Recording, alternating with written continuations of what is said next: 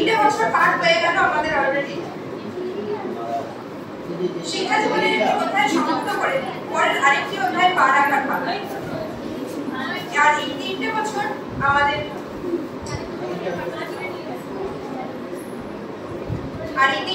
আমাদের প্রতিষ্ঠান যেরকমভাবে তাদেরকে জীবনের পথে এগিয়ে নিয়ে যেতে সাহায্য করেছে, তেমনি তারাও আমাদের প্রতিষ্ঠানকে সমৃদ্ধ করে তুলেছে। আমাদের হাতে নবীনদের দায়িত্ব তুলে দিয়েছে।